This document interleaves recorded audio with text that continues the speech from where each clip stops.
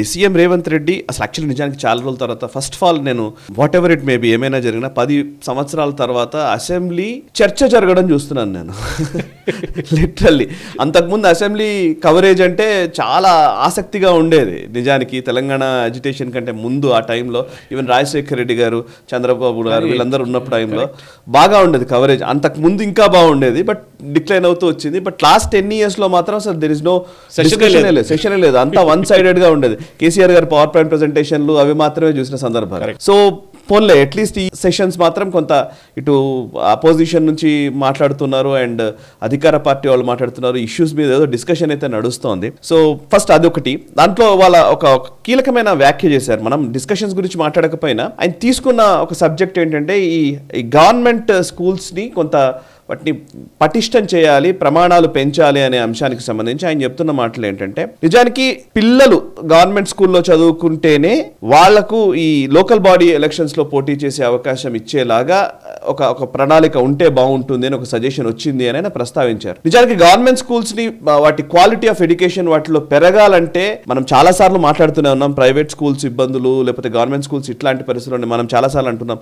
చాలా మంది వాళ్ళ జీవితం గడపడానికి కూడా కష్టంగా ఉన్న వాళ్ళు కూడా పిల్లల్ని ప్రైవేట్ స్కూళ్ళలో జాయిన్ చేస్తున్నారు తప్పక. సో గవర్నమెంట్ స్కూల్స్ ని కొంచెం పటిష్టపరచాలి అనే ఒక ఆలోచన రేవంత్ రెడ్డికి వచ్చిన నేపథ్యంలో ఆయన ఆలోచనలు, ఆయనకు వచ్చిన సజెషన్స్ వాటి గురించి చర్చ జరిగింది. కాబట్టి ఒకసారి మీరు కూడా కొన్ని పాయింట్స్ చెప్తారా? సాయి గారు, మన దగ్గర ఇప్పుడు తగ్గుతూ వస్తున్నారు ఎవ్రీ ఇయర్ తగ్గుతున్నారు. ఇప్పుడు 6.5 lakhs. Sorry to interrupt you, ఇది యాక్చువల్లీ నేను ఒకసారి చెప్దాం అనుకున్నాను సార్. ఇక్కడ గోదావరి జిల్లాలోనే ఎక్కడో ఒక వీడియో వైరల్ అయింది. యాక్చువల్లీ మీరు చూసుంటారు, నాకు తెలియదు, బట్ తెలుగులో మన గోదావరి జిల్లాలోనే ఒక government school teacher, head master, పిల్లలందరూ ఈ ప్రేయర్ టైంలో ఉంటారు కదా, నిలబడి ఉంటారు కదా అసెంబ్లీ టైంలో, ఆ టైంలో ఆయన నిలబడి చెప్తాడు అనమాట, మీరు మిమ్మల్ని కొట్టనివ్వరు, మిమ్మల్ని తిట్టకూడదు, మిమ్మల్ని ఏమో అనకూడదు, మీరేమో చదవరు, మీరు మాట వినరు, సో ఏం చేయాలి అని చెప్పి గుంజులు తీశాడు. చూసారా వీడియో? సో అంటే ఒక గవర్నమెంట్ టీచర్ పరిస్థితి అది. చేశారు. సో అది గవర్నమెంట్ టీచర్ పరిస్థితి. పోనీ వాళ్ళను పూర్తిగా బ్లేమ్ చేయడానికి లేదు, ఇటు తల్లిదండ్రులు అనడానికి లేదు, గవర్నమెంట్స్ పాత్ర ఉంది. ఏంటి ఒకసారి ఇప్పుడు ప్లీజ్. ఇప్పుడు 6,50,000 మంది తగ్గారు సాయి గారు over the years government school వెళ్ళే పిల్లలు. ఇప్పుడు అది అంత ఉన్నా కానీ ఇప్పుడు కూడా 26 లక్షల మంది పిల్లలు ఆన్ రోల్స్ ఉన్నారు. దాంట్లో ఎంతమంది స్కూల్కి వస్తారో, ఎంతమంది మిడ్ డే మీల్స్కి వస్తారో మీరు బిలీవ్ చేయరు. నేను చదివిన school model high school Osmania యూనివర్సిటీలో. మేము చదివినప్పుడు అక్కడ ఆల్మోస్ట్ 2,000 పిల్లలు ఉండే, 1000 పిల్లలతో మినిమం ఉండే, 1500 2,000 స్టార్ట్ అయినప్పుడు. కానీ ఐ పాస్డ్ అవుట్ ఇన్ 77. దాని తర్వాత స్కూలు మళ్ళీ ప్రిన్సిపల్స్ రెగ్యులర్గా రావడం లేదు, వాళ్ళు కాంట్రాక్ట్లో తీసుకోవడం. ఇప్పుడు అసలు ఒక టీచర్ కూడా కాంట్రాక్ట్లో, అందరు కాంట్రాక్ట్లో ఉన్నారు, ఎవరు ఫుల్ టైం లేరు. ఇప్పుడు ప్రిన్సిపల్ కూడా ఇన్ఛార్జ్ పెడతారు వాళ్ళు. ఇప్పుడు ఏమైపోతుందంటే పిల్లలు ఎవరు వస్తారు దానికి? ఇప్పుడు టీచర్స్కి కమిట్మెంట్ లేదని కాదు, కానీ మా టైంలో చెప్పిన టీచర్స్కి అసలు కమిట్మెంట్ అలా అది డిఫరెంట్ ఉండే ఆ టైంలో. ఇప్పుడు టీచర్స్కి వాళ్ళు కాంట్రాక్ట్లో తీసుకున్నప్పుడు వాళ్ళ కమిట్మెంట్ కూడా అంతే ఉంటుంది.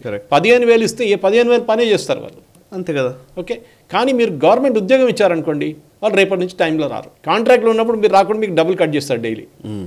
సో ఇప్పుడు టీచర్లు ఎట్లా అయిపోయారంటే, టీచర్లు గవర్నమెంట్ స్కూల్లో ఇప్పుడు 10,000 మందికి అడ్మిషన్, మన అపాయింట్మెంట్ లెటర్ ఇచ్చారు, 36,000 టీచర్ని ట్రాన్స్ఫర్ చేశారు. అంటే ఎంతమంది టీచర్లు అనుకోండి. సో 26 లక్షల స్టూడెంట్స్ ఉన్నప్పుడు పర్ స్టూడెంట్ మీద స్టేట్ గవర్నమెంట్ ఇచ్చిన స్టేట్మెంట్, నేను చెప్పింది కాదు సాయి గారు, ఇది రేవంత్ రెడ్డి గారు చెప్పింది, 1,00,000 ఖర్చు పెడుతున్నారు, 1,00,000 రూపాయలు ఖర్చు పెడుతున్నారు పర్ స్టూడెంట్ మీద government. Okay, this is day scholar, అంటే పొద్దు నుంచి సాయంత్రం వెళ్ళిపోవాలి. 96,000 ఏమో రెసిడెన్షియల్ స్కూల్ పిల్లల మీద ఖర్చు పెడుతున్నారు. సో మీరు ఆలోచించి ఇంత డబ్బులు ఖర్చు పెట్టిన తర్వాత కూడా గవర్నమెంట్ స్కూల్స్ రిజల్ట్స్ బాగా రాకపోతే ఎవరు తప్పు? ఇప్పుడు చెప్తాను, మోడల్ స్కూల్ సంగతి చెప్తున్నాను. మోడల్ స్కూల్లో ఇప్పుడు ఉన్నది 500 మంది. మేము అల్యూమినై టేక్ ఓవర్ చేసినప్పుడు వాళ్ళ ఫెసిలిటీస్ ఇంప్రూవ్ చేయడానికి 500 మంది పిల్లలు ఉన్నారు. దాని తర్వాత 300 తగ్గింది. మేము ఏమో అడిగితే మిడ్ డే మీల్స్కి ప్లేట్లు లేవంట. సో మేము తెప్పించాం ప్లేట్లు. ఉస్మానియా యూనివర్సిటీకి అసలు ఇంట్రెస్టే లేదు. మీరు రేవంత్ రెడ్డి ఫస్ట్ అది చూడాలి. ఇంత పెద్ద స్కూల్ పెట్టుకొని మీరు ఇంత పెద్ద ఇన్స్టిట్యూషన్, ల్యాండ్ ఎంత ఉంది సార్? 10 ఎకర్ ల్యాండ్ ఉంది. మీరు ఎందుకు ఇంప్రూవ్ చేయట్లేదు? ఇంత మంచి ఆపర్చునిటీ ఉంది స్కూల్ని ఇంప్రూవ్ చేయడానికి. కానీ టీచర్స్ని రెగ్యులర్గా అక్కడ పెట్టండి, టీచర్స్ని అపాయింట్ చేయండి. ఉస్మానియా యూనివర్సిటీ ఈజీగా చేసుకోవచ్చు, వాళ్ళ బడ్జెట్ ఉంది దానికి, కానీ చేయట్లేదు. దాంతో ఏమైంది సాయి గారు? మిడ్ డే మీల్స్కి ప్లేట్ లేదన్నారు. మేము ప్లేట్లు తెప్పించాం. అల్యూమినై ఫ్యాన్ లేకుండే, ఫ్యాన్లన్నీ ఖరాబ్ అవుతే బ్యాంక్ వాళ్ళు పాప వచ్చి స్పాన్సర్ చేశారు. డెస్క్లు మొత్తం రీప్లేస్ చేయించాం సాయి గారు. 30 సంవత్సరాల తర్వాత మేము కూర్చున్న డెస్క్లు మేము రీప్లేస్ చేయించాం 2 లక్షల రూపాయలు పెట్టి. బాత్రూమ్లు కట్టించాం. మోదీ గారు చెప్పే ముందే మేము బాత్రూమ్లు టాయిలెట్లు కట్టించాం గర్ల్ చిల్డ్రన్ కోసం స్పెషలీ. లైబ్రరీ ఇంప్రూవ్ చేయించాం, లెబారెటరీ ఇంప్రూవ్ చేయించాం. పిల్లలు మెల్లగా పెరిగి 550 దాకా వచ్చారు ఇప్పుడు. అంటే మీరు ఫెసిలిటీస్ వస్తే పిల్లలు వస్తారు, వాళ్ళకి ఇంట్రెస్ట్ ఉంటుంది చదువుకోవడానికి. కానీ ప్రైవేట్ స్కూల్ ఏం చేస్తున్నారు, ఇదంతా ప్రొవైడ్ చేస్తున్నారు అప్ ఫ్రంట్. వాళ్ళ అడ్వర్టైజ్మెంట్ అదే ఇస్తారు కదా, మా దగ్గర కంప్యూటర్లు ఉన్నాయి, మా దగ్గర ల్యాబ్లు ఉన్నాయి, మా దగ్గర అది ఉంది, మా దగ్గర క్వాలిఫైడ్ టీచర్స్ ఉన్నారు, బీఎడ్ టీచర్స్ ఉన్నారని చెప్పేసి. ఇది మళ్ళీ పిక్చర్లు పెడతారు, మంచి మంచి డిజిటల్ బోర్డులు పెట్టేసి పిల్లల్ని ఆకర్షించుకోవడం. వాళ్ళు వస్తారు, పేరెంట్స్ కడతారు డబ్బులు, ఎంత పేదోళ్ళనే కడతారు డబ్బులు. సో రేవంత్ రెడ్డి గారు చేయాల్సింది first of all teachers commitment ఉండదు. మీరు ఒక అది మనం అర్థం చేసుకోవాలి. రేవంత్ రెడ్డి గారు ఇంకో మాట చెప్పారు చాలా ఈజీగా, చాలా స్కేరీ ఫ్యాక్టర్. ఈ మన నేషనల్ అచీవ్మెంట్ సర్వే అని చెప్పి గవర్నమెంట్ ఆఫ్ ఇండియాది ఒక సర్వే ఉంటుంది ఎవ్రీ 5 సంవత్సరాలు ఒకసారి. దాంట్లో 2021లో జరిగిన సర్వేలు ఏమన్నారు, రేవంత్ రెడ్డి గారు చెప్పిన మాట అదే కోట్ చేస్తున్నాను. టు కోట్ హిమ్, 75% మంది పిల్లలు క్లాస్ 3 ఆర్ క్లాస్ 5లో ఉన్నకి మినిమం బేసిక్ నాలెడ్జ్ ఏ సబ్జెక్ట్ మీద లేదంట, ఏ సబ్జెక్ట్ మీద లేదు. క్లాస్ 3లో ఉన్న పిల్లలు క్లాస్ 1 టెక్స్ట్ బుక్ చదవలేకపోతున్నారు. క్లాస్ 3కి ఎట్లా వచ్చారో అది అడగకండి, పాస్ చేసి పంపించేస్తారు వాళ్ళు. లైక్వైజ్ క్లాస్ 5లో ఉన్న స్టూడెంట్స్ క్లాస్ 4 టెక్స్ట్ బుక్ చదవలేకపోతున్నారు. వాళ్ళు ఒట్టిగా పాస్ చేసి మార్క్స్ ఇచ్చి పంపించేస్తున్నారు వాళ్ళని. ఎందుకంటే టీచర్స్ టార్గెట్ ఉంటుంది, ఎక్కువ మందిని ఫెయిల్ చేశారనుకో మీ పని చేయట్లేదు అంటారు మళ్ళీ వాళ్ళ దగ్గర. ఇది ప్రాబ్లమ్ సాయి గారు. ద కమిట్మెంట్ గవర్నమెంట్ స్కూల్స్కి ఉన్న కమిట్మెంట్ ముందు టీచర్స్కి ఉన్న కమిట్మెంట్ ఇప్పుడున్న టీచర్స్కి లేదు. అదే టైంలో ప్రైవేట్ స్కూల్లో జీతం ఎక్కువ ఇచ్చి వాళ్ళు మంచి మంచి టీచర్స్ని తెచ్చుకుంటున్నారు. గవర్నమెంట్ స్కూల్ నాకు ఇప్పుడు కూడా గుర్తుంది, భోగారాం అనే ఒక విలేజ్ ఉండే చంద్రబాబు నాయుడు టైంలో, పెద్ద కీసరా దగ్గర. ఆయన ఒక డిస్ప్లే అన్నమాట, అది ఎవరైనా ఫారిన్ విజిట్ వస్తే భోగారాం తీసుకెళ్తారు. అక్కడ కుట్టు మిషన్లు పెట్టుకొని ఒక డిస్పెన్సరీ పెట్టుకొని చాలా మంచి village, under ground drainage, water tank అన్ని ఆ టైంలో చంద్రబాబు నాయుడు గారి టైంలో. అక్కడ స్కూల్ కూడా ఉండే, ఎవరైనా విజిటర్ వస్తున్నట్టు స్కూల్ ఫుల్ ఫ్లెజ్డ్ నడుస్తుంది. టీచర్లు ఉంటారు, పిల్లలు ఉంటారు, బెంచ్లు ఉంటారు, బెంచ్లో కూర్చుంటారు, అందరు బాగా మాట్లాడతారు. అక్కడ నేను ఒక 6 నెలల తర్వాత వెళ్ళాను, చంద్రబాబు నాయుడు గారు అవుట్ ఆఫ్ పవర్ వెళ్ళిన తర్వాత.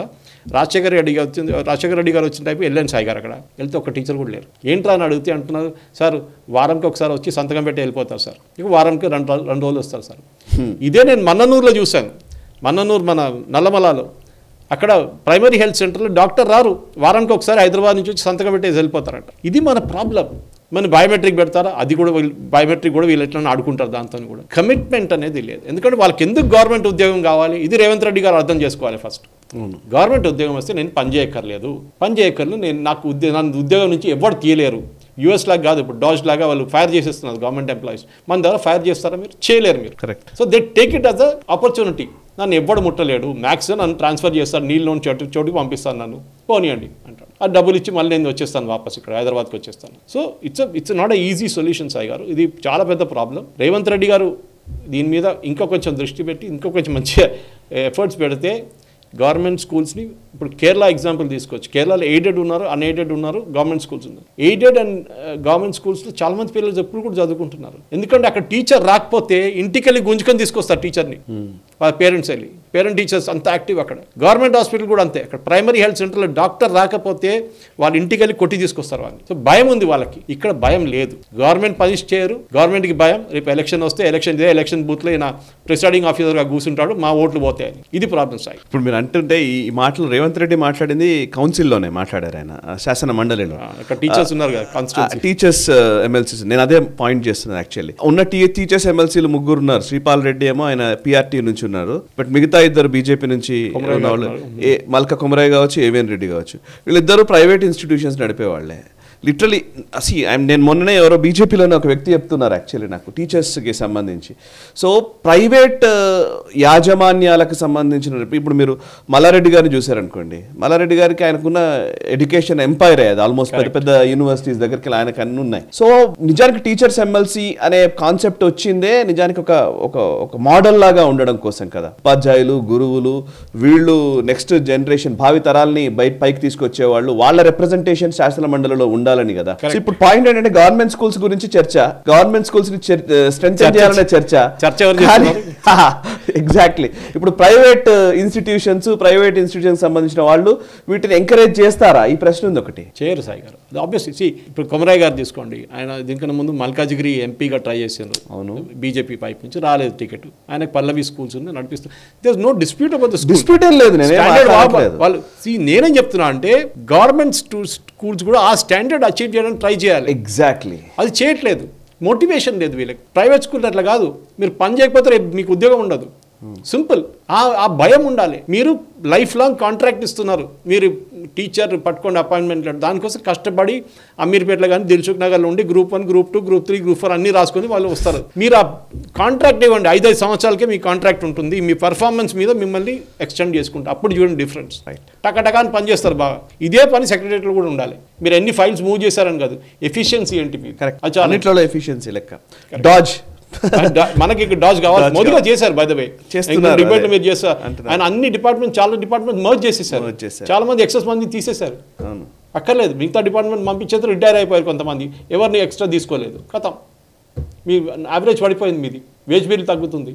ఇక్కడ అది కాదు కదా, రిటైర్ అయితే రిటైర్ ఇవ్వట్లేదు ఇక్కడ, ఎందుకంటే గ్రాట్యుటీ ఇవ్వాల్సి వస్తుంది, దానికి డబ్బులు లేవు, పెన్షన్ మన అది ఇవ్వాల్సి వస్తుంది, ఫైనల్ సెటిల్మెంట్ ఇవ్వాల్సి వస్తుంది, పిఎఫ్ ఇవ్వాల్సి వస్తుంది, దేనికి డబ్బులు లేవు. సో పెంచుకుంటే పోతున్నారు రిటైర్మెంట్ ఏజ్, ఎక్కడ దాకా పెంచుతారు. So at one point in time you have to bring in efficiency in to the system. అది చాలా ఇంపార్టెంట్ సార్. ఈ వీడియో మీకు నచ్చినట్టయితే లైక్ చేయండి, 10 మందికి షేర్ చేయండి, అలాగే కామెంట్ల రూపంలో మీ అభిప్రాయాలను మాతో పంచుకోండి. Nationalist hub group of channels ను సబ్స్క్రైబ్ చేసుకుని తెలుగునాట జాతీయవాద జర్నలిజాన్ని ప్రోత్సహించండి. ఈ వీడియో కింద ఉన్న బెల్ ఐకాన్ పై క్లిక్ చేయడం మర్చిపోవద్దు.